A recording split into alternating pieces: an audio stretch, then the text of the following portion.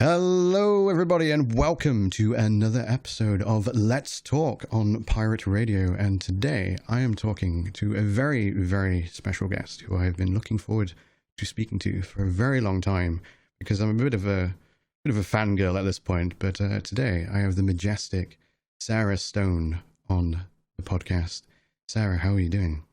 Hello, I'm doing great. Thank you for having me. It is an absolute pleasure. Thank you for being on the show. So, I, as I mentioned, am a bit of a fanboy at this point because I've been admiring your art for quite some time. And obviously, I pop into your streams. You've likewise been to mine. And I like to consider you one of my internet friends at this point. So, I know who you are. But the internet, people who may be listening, don't. So, who are you? Oh, you're so kind. I've dabbled a bit in a lot of stuff, but mostly I just draw a whole lot. I have, clearly, like you said, I've dabbled in streaming. I do illustration. I worked in comics. I've worked in a little bit of games. And I currently work in animation. So lately, my brand is drawing a whole lot of robots, and that's just that's me. That's fantastic. So, currently, I believe you're at Powerhouse Studio, is that correct? Yes. And you are a storyboard animator. I'm a storyboard artist. Storyboard artist, okay. Yes. Okay. And I've done a little bit of cleanup animation, but mostly I'm on storyboarding, and just whenever we have little lulls and we need to help out, I will do some cleanup. Okay. So how did you get there? Like, what were you doing beforehand, or is that something you came into immediately after, I don't know, like, did you go to college or anything like that? I did go to art school for game art, which I found I have very mixed feelings about art school, but it was very organic. It wasn't for animation specifically, although there were some animation courses there, but I never actually, well, I guess it's kind of a long story. When I was in college, I think I wanted to be a 2D animator really bad. Okay. But I discovered while in college that I actually didn't have the patience for 2D animation. That's a lot of drawing the same thing. Right. Over and over again. Drawing frames and whatnot. Oh my gosh. Yeah. It required a stamina and a focus that I didn't possess. And so I shifted to concept art. And, I went in to the game industry a little bit, doing a little bit of concept art.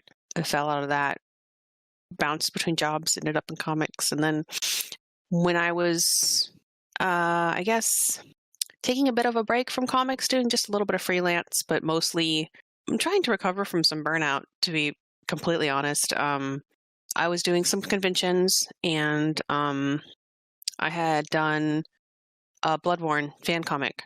Right, yeah. Yeah, and I was selling those at the convention, and shockingly enough, Sam Dietz, art director of Castlevania, walked by my table and bought a copy and was like, "Hey, have you ever thought of doing storyboarding?" The rest is history. That is dope. That's the exact comic how I actually came across you on Twitter. Oh, amazing! So that's really cool. So, with regards to college, because I've had a similar conversation with both artists and just in general with people who go to college. Something similar happened with me. I went to college to do, perhaps embarrassingly, English language and English literature, but I also went to do computing and media studies. And okay. I had no idea where I wanted to go with my education or even my career. It was like, part of me was like, go be a rock star. And then part of me was like, be an actor. Another part was be a writer. And then the hobbyist in me was like, do something with computers, because I grew up around computers essentially. So whilst I was in college, my lecturer for computing rather, as we call it, which is basically computer science and programming, he absolutely murdered my enthusiasm for that career path, and I ended up just dropping out of computing. I still dabble, obviously I work as an IT tech engineer currently, and I obviously do a lot of things involving making media assets and whatnot, and of course streaming with computers, but all enthusiasm for programming was something that was killed for me. And likewise, back in high school, I was studying art as one of the chosen subjects. I found studying art almost killed my enthusiasm to take that as a career, because I don't know what it's like over in the States, but in the UK, at least when I was studying for GCSEs, the idea of your art lessons was to mimic another artist, like another famous artist, and then write down why you chose to mimic them rather than improving on your own skills. And I just thought that was the most ass backwards way to, to improve someone's art skills. And again, that because of that, it killed my passion for going into a career in that direction. Is that something similar for you in that case when you went and studied it at art school? Yeah, I actually experienced something fairly similar to that.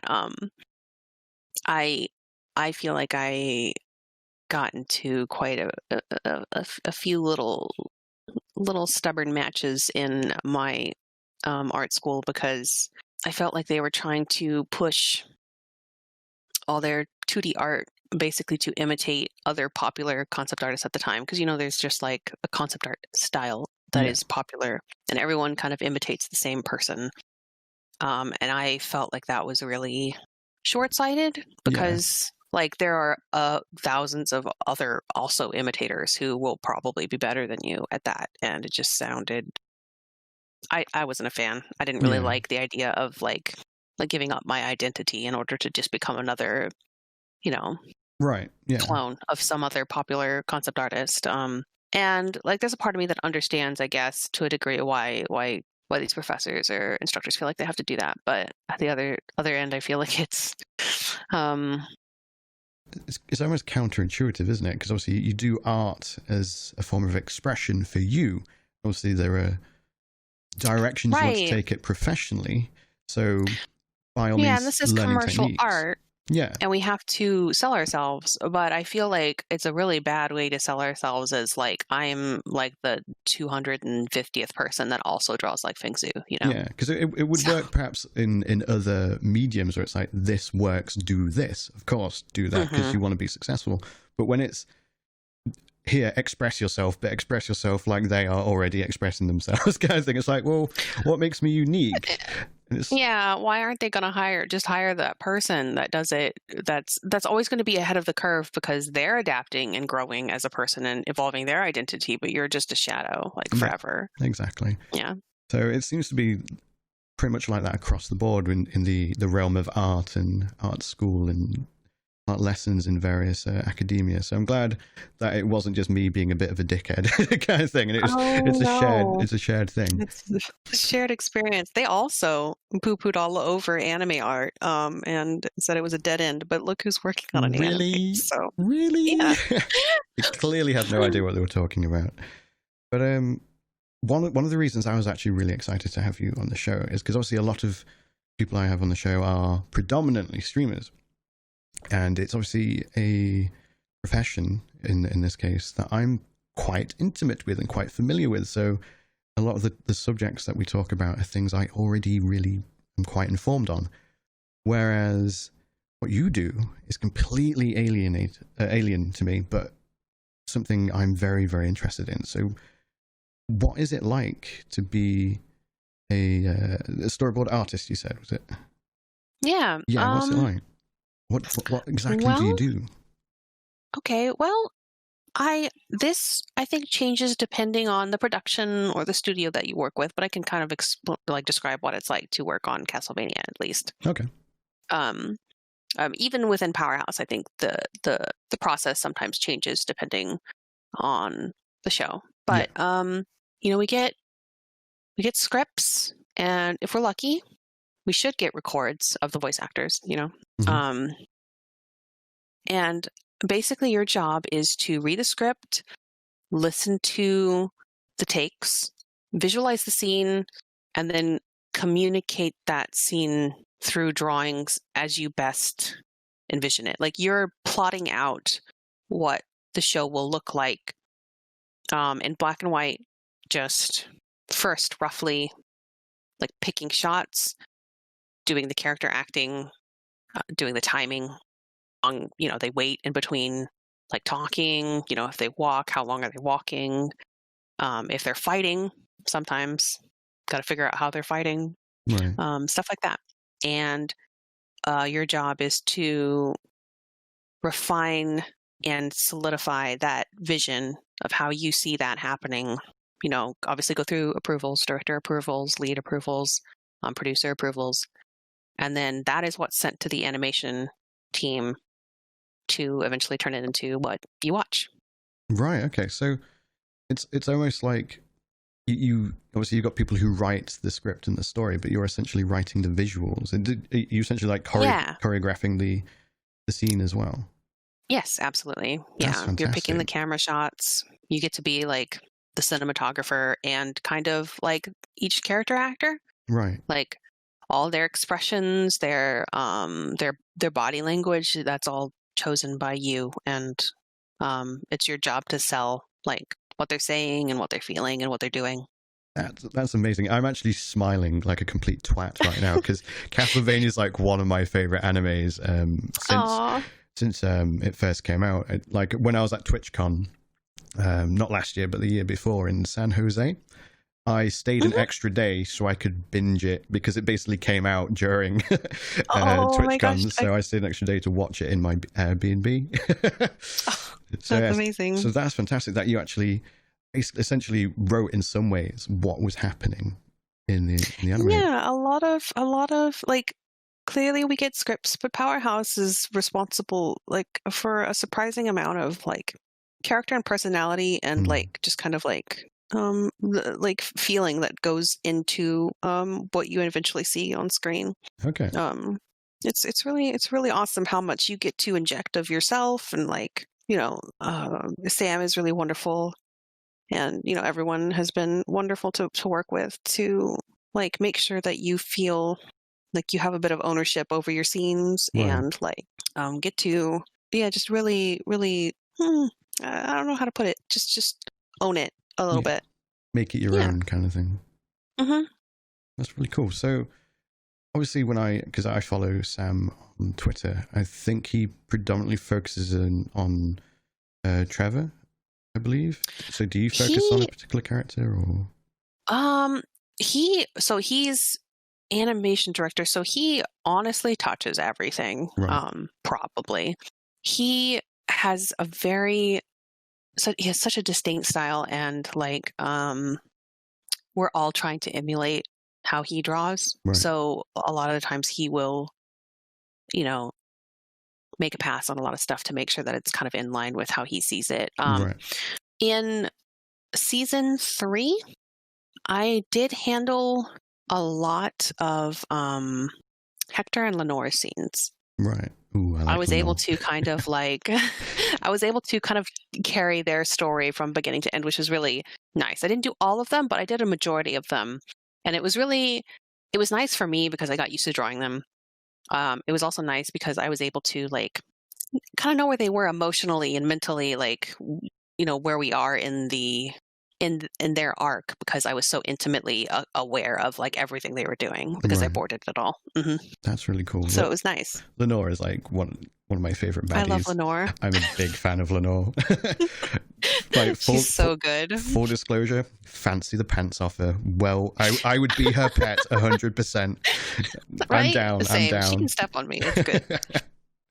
So obviously you're at Powerhouse now. Do you have any visions for the future now that you've been doing it for a number of seasons? Is it something that you want to go up the ladder in at Powerhouse, for example, or would you look at maybe doing your own studio or just going freelance eventually? Or this is an interesting question because I find myself at this crossroads actually, like at this very moment. As of basically this week, I've decided actually to take like a brief hiatus from Powerhouse. I'm like off for a couple months, like while we're kind of between some productions. I don't know how much I can say, but yeah, basically I just kind of decided that I wanted to take a couple months off. Yeah. There were some health reasons. There were also just some, this year's just been a ride. And then also I just kind of wanted to spend some time focusing on my own thing and see how that fared for me. Okay. So I don't know. I'm really, really in love with Powerhouse. I've loved so much about working there. I've learned so much, and I adore the team and the studio. But I also have so much ambition for my own property and trying to get it into something that can both sustain me and that I can just share with more people, I guess. So, which I think is only natural as an artist, that you want to show the world what you can do. That's something completely yours. So I get that. Yeah, so I appreciate that I have like a really good relationship with Powerhouse that I can, take off for a couple months and be like, yeah, I'm just gonna I don't know, go draw some really horny robots for a bit. And they're like, yeah, cool, go ahead. Power to you. Go get that bag. Go get it. Yeah. Yeah. That's cool. So leading on from that, I suppose we should address the giant horny robot in the room. What led you down that path? How did you decide or come across that you really like drawing extraordinarily handsome robots fucking? Like, where did that come from, It was a journey. It's a journey that I feel like I've only sort of realized and embraced like very late in my life. In the past couple of years, I want to say. Right. I want to say I've always low-key crushed on robots since I was young. Conti from FLCL, I think, lit a flame in me that I kind of tried to suppress and didn't understand. Right. Okay. Daft Punk, that sort of stuff. I'm always like, why do I find these people more attractive than regular people? I don't super get it. The Daft Punk one I've seen come up a lot. A lot of people fancy Daft Punk, and I was always like, is it the helmets kind of thing? It's the inhumanness for me. Like, right. I mean, clearly they are actually human, but the fantasy of inhumanness for me is the lack of, the moment you take away like facial features for me, like right. on anything, it just becomes like 10 times more appealing. Okay.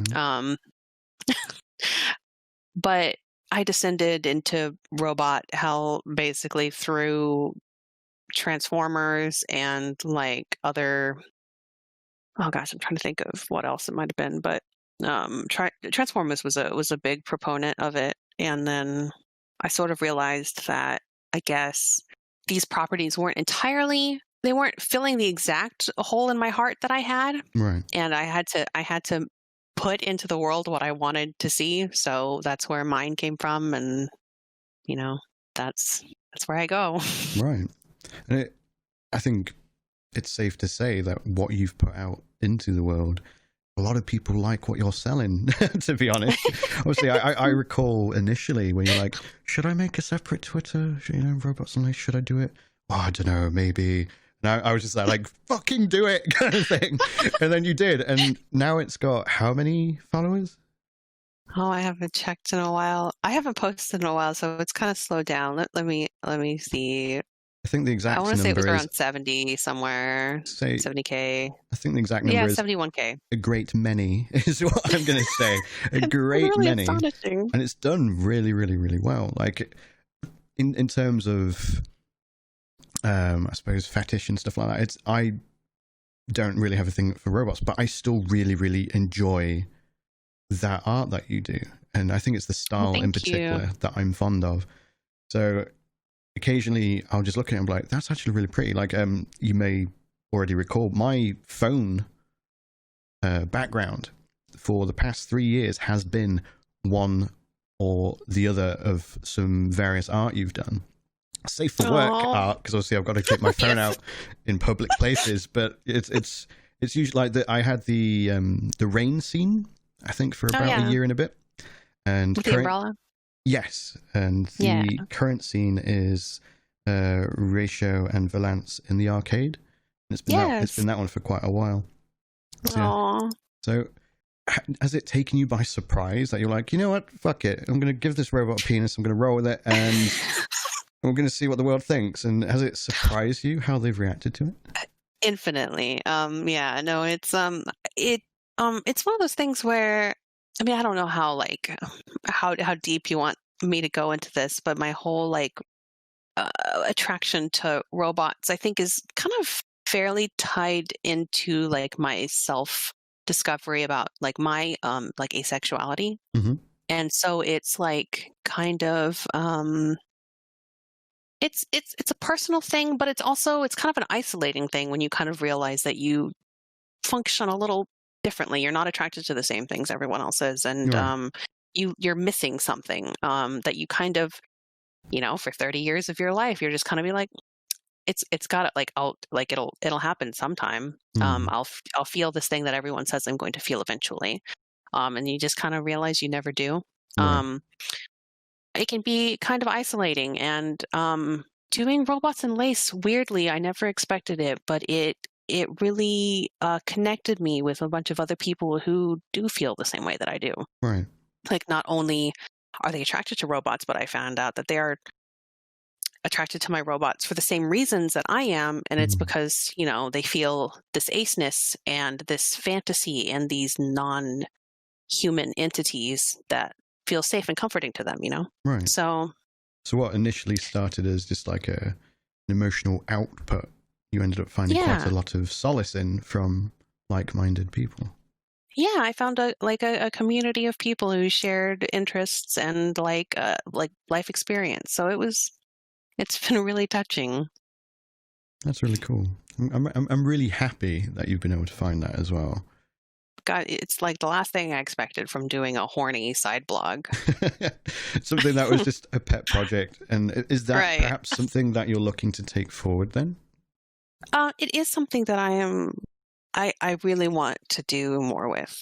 Not just the 18 plus side of it specifically, but just the characters and the world in general. Like, I want to see like where I can go with it if I can devote the entirety of myself to it, for a couple months. Yeah, and like expand upon it kind of thing. Right. Like, for the last couple of years, it's been what I do when I come home from work.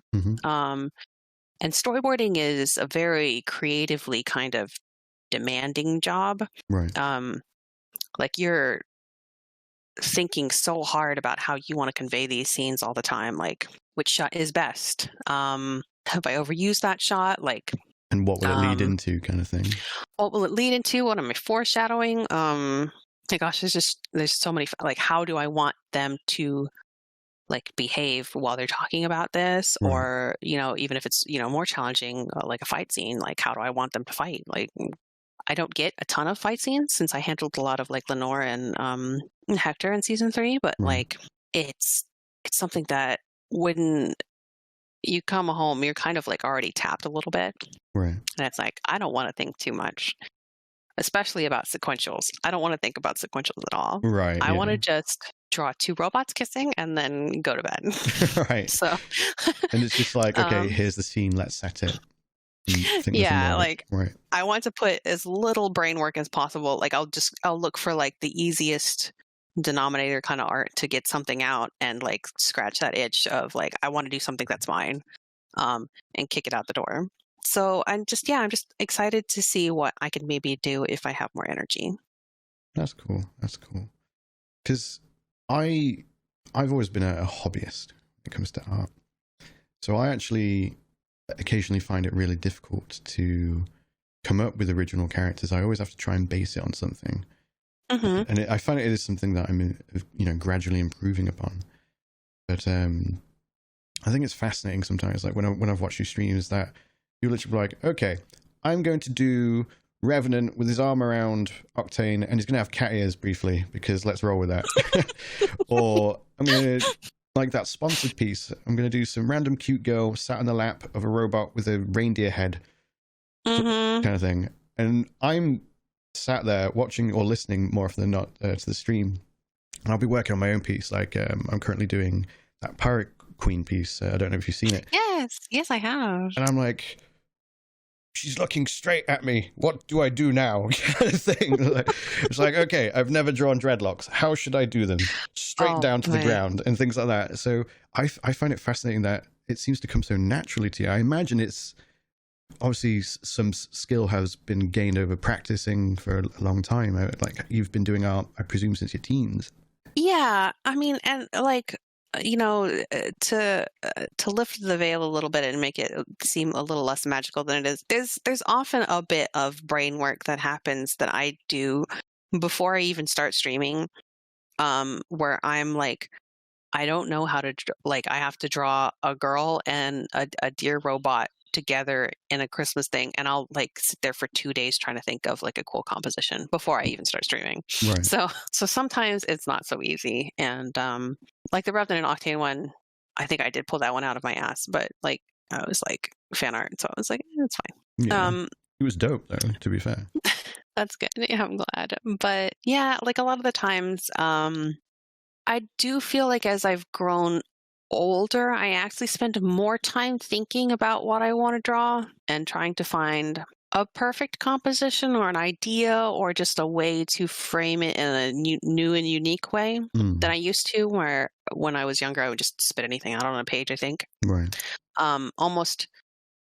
Almost to a fault. I feel like this is something that I like overanalyze and overthink about nowadays. It's actually something that I'm trying to like release myself from a little bit, where I'll get caught in the thinking phase, right, and then get so tired of it that I just end up never executing it. Or I overthink it to the point where like everything has to be like, I hype everything up to where it has to be like a finished masterpiece. I mean, I can't just draw something for the sake of drawing something. Yeah. Like everything. And it's like, oh, you've done that composition before. Oh, you've done that pose before. Oh, you've used these colors before. And I have to remind myself constantly that, you know, like that's called having like a stylistic like right, yeah. preference. Like it's okay. I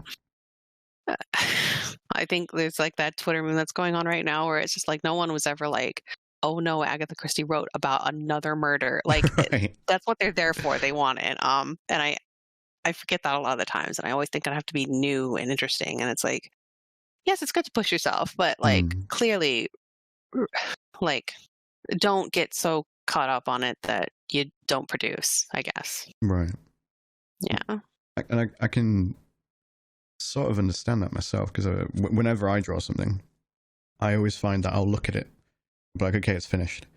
And I'll look at it and I'm like, it bloody isn't. What are you talking about? Oh my God, yeah. Yeah. And I'll completely change something or go over it again and be like, okay, here's layer 322, and then like amend it kind of thing. Yeah.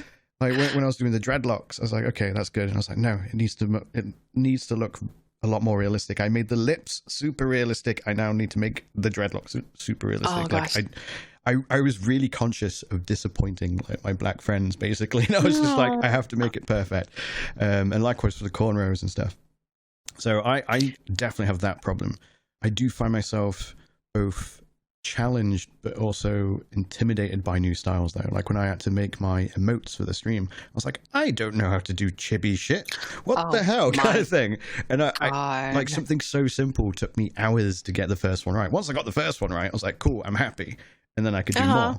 But getting that first one right, I hated it. kind of thing. And boy, I feel you. Did you find it was difficult to change your style, or do you find a desire to occasionally do that? And is it difficult? I struggle doing anything different. I feel like I recently did like some kind of like quote unquote chibi type illustrations for my characters to like do like acrylic keychains and stuff like that. And then I also did emotes, and my brain just feels like it's breaking like the entire time. Like I have to, it required so many iterations of me like being like, no, like the head actually has to still be bigger. It's like, this is proportionally incorrect. But anyway, you have to. Like it actually will look better if you make it more incorrect. Like you have to keep pushing it. You like need to make it bigger kind of thing. It's got to be like it has to look intentional. Like you can't look like you were like afraid of doing it. Right. It's so hard for me. And like emotes are hard as hell. Like getting something readable, like within like, I don't know, like how much is it? Like 32 by 32 pixels? I hate it. Yeah. I mean, thankfully, I think they automatically reduce it. But They do now. Thank gosh. Yeah, initially you had to draw it yourself. It's 28 by 28, I believe, for the smallest one. Oh, God. What vexes me the most is it's barely used anywhere. In fact, I think the one place it is used is desktop, which blows my bulb that it uses the desktop one, which is 28 by 28 for desktop, which is where you're most likely to have the capacity to have a higher resolution. But you're on fucking mobile with the 72 pixel version. It's like, what? Why does this exist? That angers me so much. Twitch, if you ever hear this, I hate you. Kind of thing. But because like you can make something in 72 by 72 or 128 I believe it is for bits, or the badges, I think it's one or the other, and then it's like, okay, it looks fabulous, let's see what it looks like in 28 by 28, and you're like, I hate it, all of it, delete, throw the computer out the window.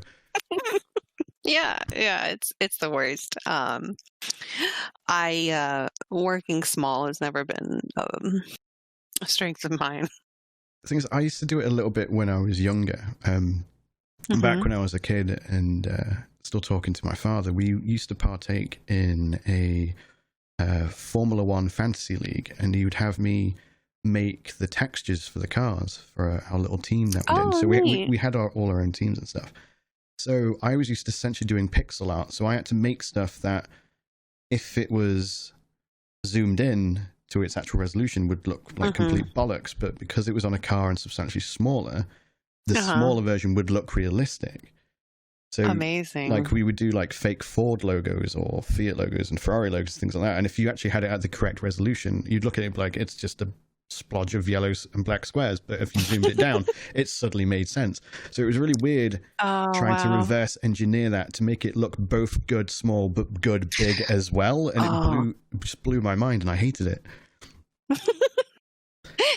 Yeah, that's a mood. But thankfully, I don't have to make that many emotes at the moment, so I can just chill and relax.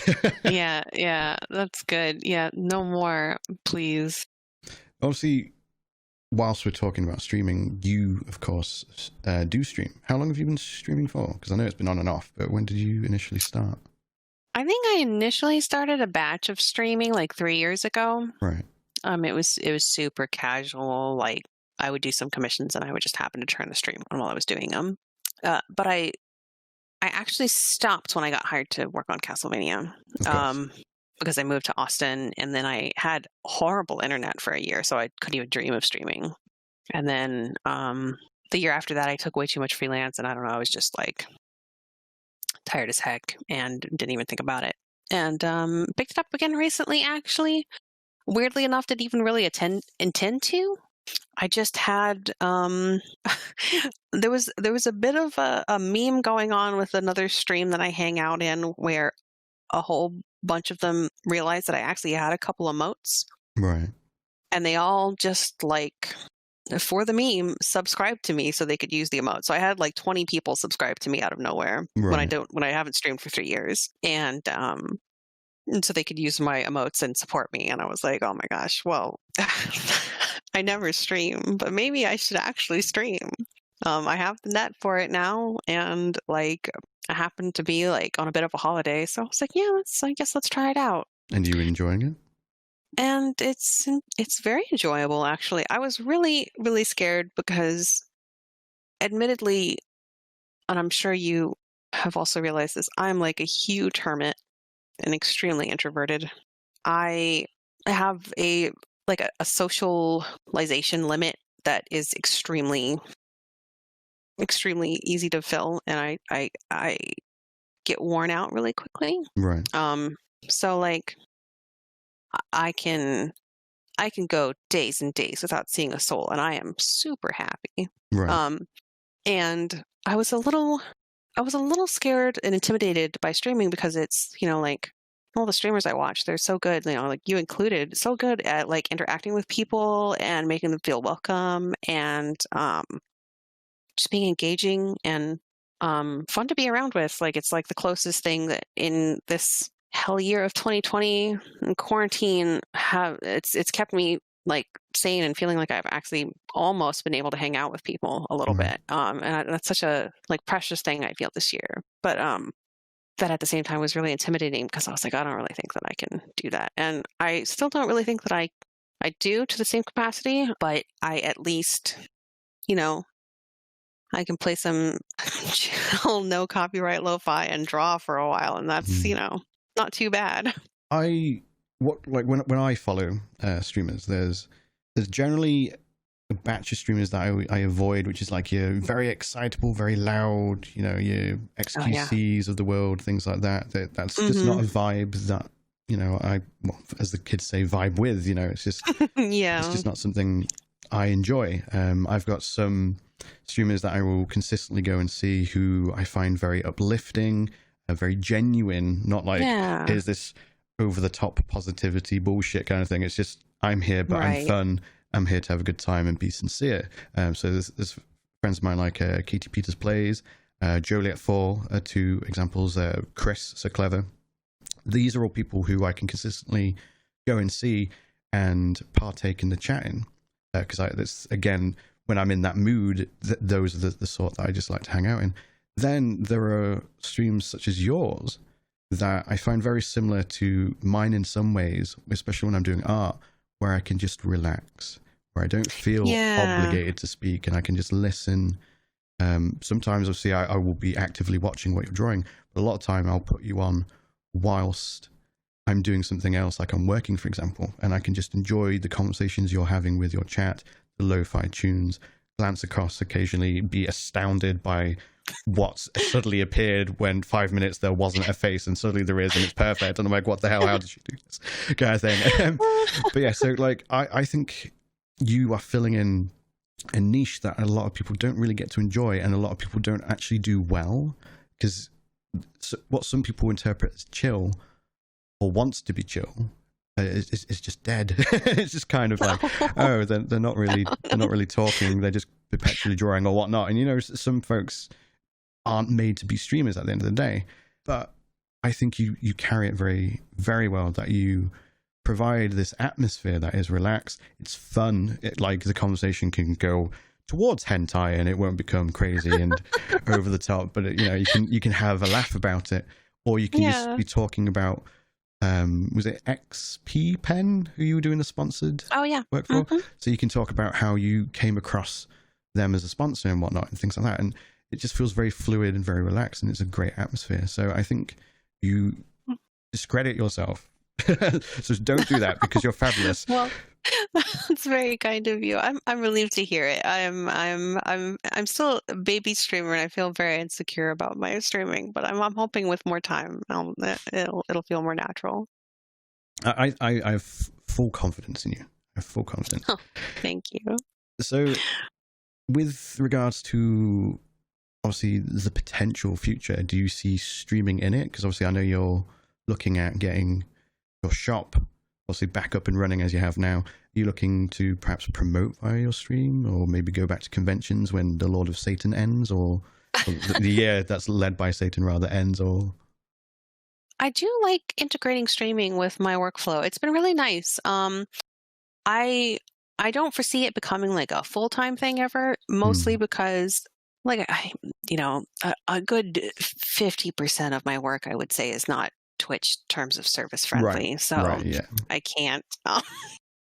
But when I am working on stuff like fan art or the Safe for Work robots and my stuff, then I'm happy to stream, and it's really nice. I definitely, like, for now, I intend to keep doing it. It's been really nice. It's been like a really great way to, like, have a little bit of company while I'm drawing, keep me on task too. That helps. But yeah, like, I think been working on my shop. I have a Kickstarter that I have planned that I have postponed so many times. Do it. Because of Do it. because of this hell year. But I'm really hoping that, like, now that I have my full attention on my own stuff, I can finally devote the time to getting that up and running. But yeah, I'm really excited. I can only assume dress shirts are included in that Kickstarter somehow. I wish, but probably not. Oh, sadness. Seriously, if your artwork was on a dress shirt, I would wear it all the time. I have been looking into a local screen printer, so it's not out of the question. Right. That would be really neat to do.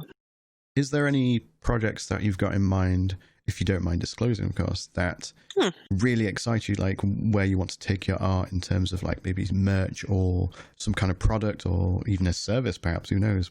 Is there anything that you've got in your head that perhaps even intimidates you a little bit, but you're really wanting to dive into? I think I'm mostly excited about the Kickstarter. I it's really silly because it's it's going to be a collection of adult robot material. But I want it to be the most glitzy and classy collection of adult robot material that anyone's ever seen. I don't know. I just want gold foil on everything. I want it to be like classy, like I don't know, like shirt cuffs or like enamel pins and just like metal and gold on everything. I don't know. I'm really excited about what we can do with it, and I don't know. I've had this weird fascination with adult material that just has that sort of like black classy sheen all over everything, right. like the metallics and the obviously these are like very chic, sexy robots, and I just want to like. I'm as Vogue in a way. Yeah, just I want it to feel expensive, and I don't know. That's just like the whole vibe that I've been sort of wanting to capture with like everything in the Kickstarter, and I just want it to be like a really cool little package of stuff that you don't expect to be. I don't know, just sort of sci-fi mature artwork. It sounds very, very cool. I am actually quite looking to see that, and I'm sure the 71,000 was it people in horny jail are also very, very much looking forward to seeing it. Sarah, it has been an absolute pleasure having you on the show today. It's been wonderful. For those who don't know, or until now didn't know who you were, where can we find you? The best place is probably Twitter. I have a really hard time maintaining multiple social media presences online. So I tend to focus on one and only one, and Twitter is that one right now. And that's my username would be FAYREN, Fayren. If you're looking for 18 plus stuff, that's a little trickier. That one will be robots_and_lace. Oh yeah, I guess my Twitch is it's Fahrenheit. So like FAYREN, like my Twitter name, and then HEIT. Fantastic. I will, of course, be including links in the blurb, the doobly-doo, whatever you want to call it, or comments in on Twitter and the following tweets. Everyone, thank you so much for listening. Thank you again, Sarah, for being on the show today. Once again, it's been an absolute pleasure, and we will see you in the next episode. Bye-bye.